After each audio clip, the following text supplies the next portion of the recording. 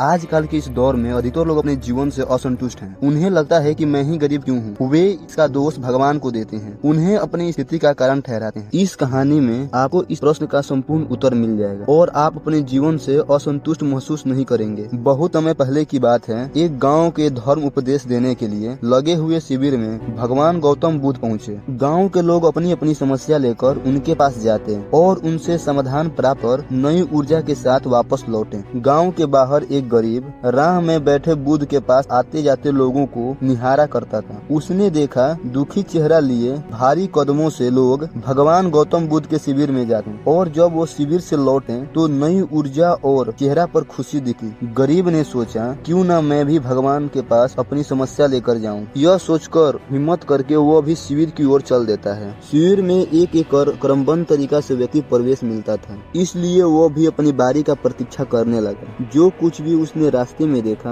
उसे यहाँ साक्षात देखने को मिला। लोग एक एक कर अपनी समस्या बता रहे थे और भगवान चुपचाप शांति से सबकी समस्या सुनते और जवाब देते। उसकी भी बारी आई। उसने भगवान गौतम बुद्ध को प्रणाम किया और बोला, भगवान मैं ही गरीब क्यों हूँ। भगवान गौतम बुद्ध मुस्कुराए और बोले, तुमने कभी किसी को दिया ही नहीं इसलिए गरीब हो। इस बात पर वह आश्चर्य होकर भगवान गौतम बुद्ध का मुँह ताकने लगा और बोला, भगवान मेरे पास कुछ देने के लिए है ही नहीं, बड़ी मुश्किल से गुजारा हो पाता है और कभी कभी भूखे ही सोना पड़ता है, इतना गरीब हूँ मैं। भगवान गौतम बुद्ध शांत भाव से बोले, तुम्हारे पास एक चेहरा है, किसी को भी मुस्कुराहट दे सके हो। तुम्हारे पास मुंह है, किसी को भी प्रशंसा भरे शब्द दे सके हो। जो हाथ तुम्हारे पास है, किसी का भी मदद कर सका है। दरअसल जिसके पास ये तीन चीजें हैं, वह भला गरीब कैसे हो सकता है। गरीबी का भाव मन में होता है, मन से यह भ्रम निकाल दो। लोगों को कुछ देते जाओ, गरीबी अपने आप ही दूर हो जाएगी। यह बात सुनकर गरीब का चेहरा दमक उठा।